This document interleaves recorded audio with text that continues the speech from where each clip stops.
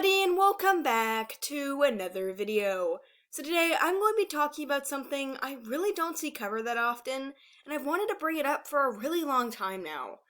I had to talk about this a little bit in an old video of mine explaining why Tui removed ANIMUS magic from the series, at least for the time being, but I think ANIMUS magic itself deserves a video of its own. We'll be discussing why it's a huge writing flaw in the series, an example of what not to do. I love 𝙈𝙤𝙍𝙬, but ANIMUS magic is arguably one of the biggest flaws and plot holes. Before we begin, please note this video does contain spoilers for The Dangerous Gift. If you've not yet read that book, then please click off. Also, a huge shout out to my patrons, 3 Moons and DragonLover95. Thank you both so much for supporting me. Links to their social medias are in the description down below. Anyways, without further ado, let's get into the video.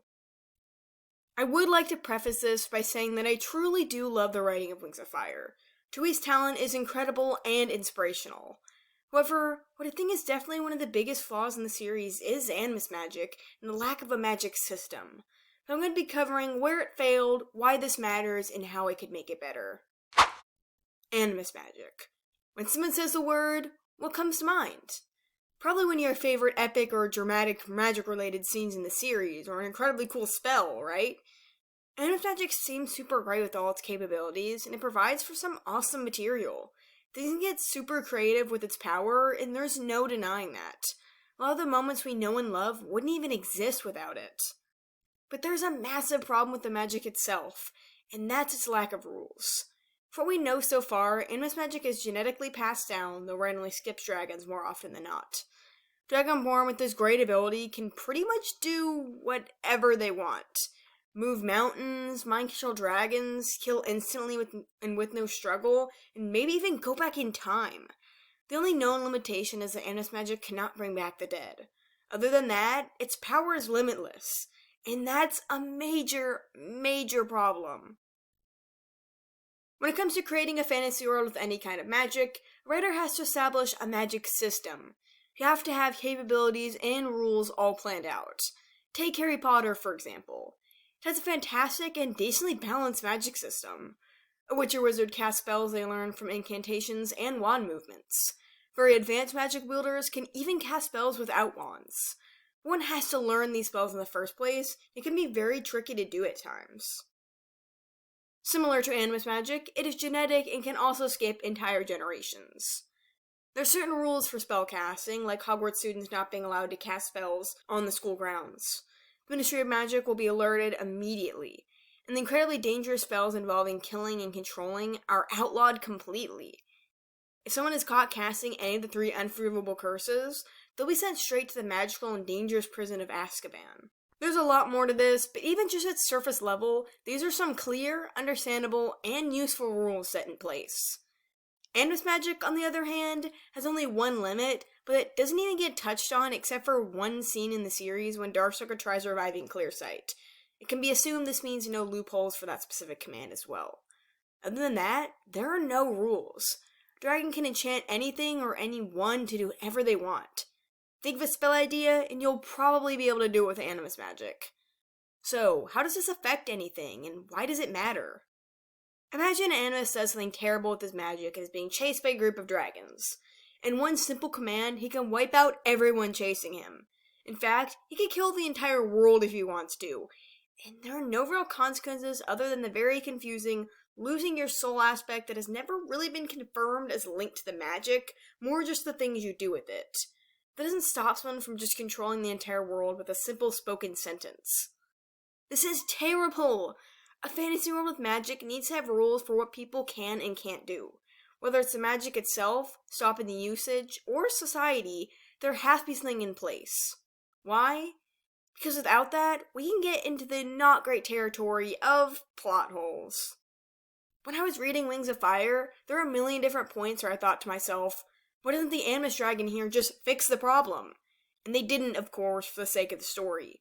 You can't have your reader able to think of a solution to every single problem through one magical spell. If it's possible, you need to think and rechange your system. There has to be rules. When reading Harry Potter, there are only a few times I could actually even have thought that. With what I mentioned earlier showing the limitations, they make total sense.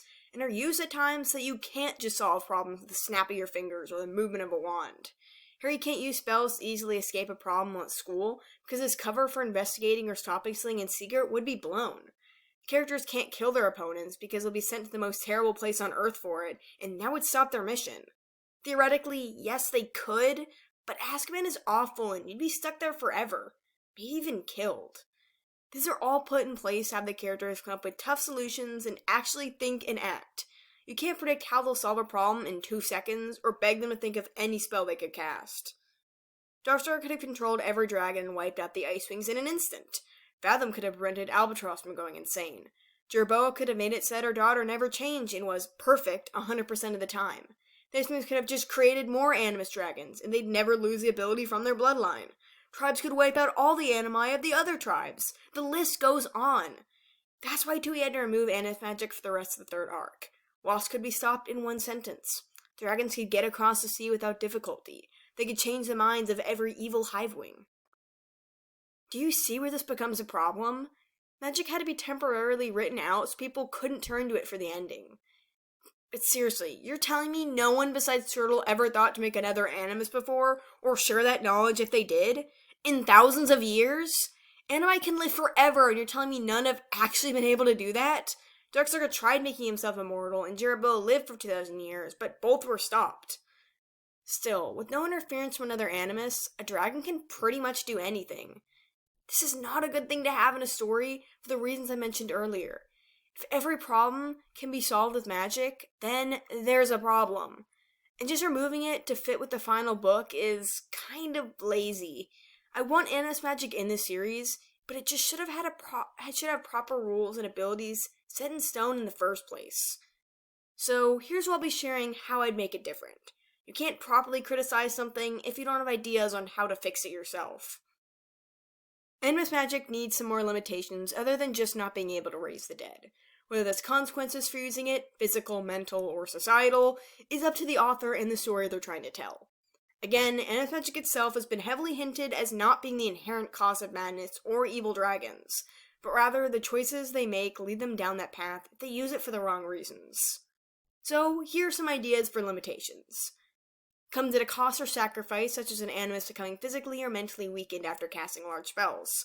Wings of Fire doesn't truly have this on a scale that is important, since the going insane excuse has kind of been semi-debunked. An Animus cannot do certain things like wipe out several dragons at once or control minds, at least not easily if it is so dragons like Darkstar would have a logical reason for not doing it, other than just it being attempted to fit with their character.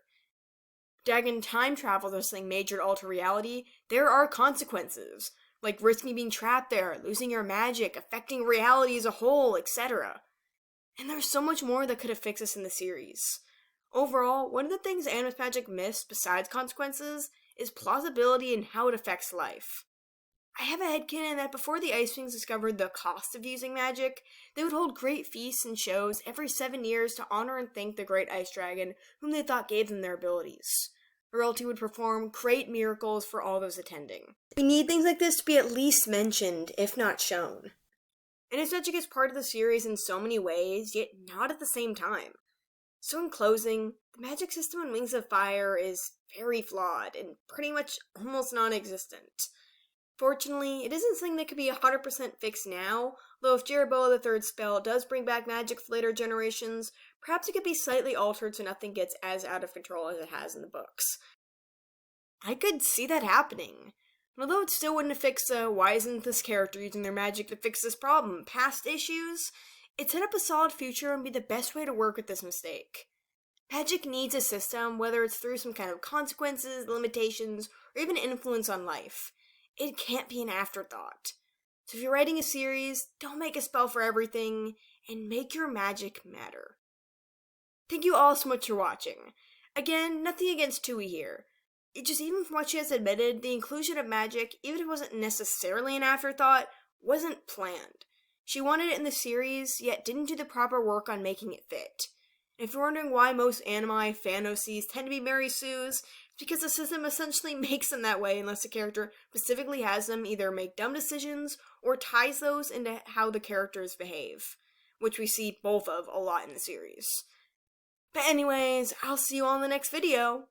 Bye.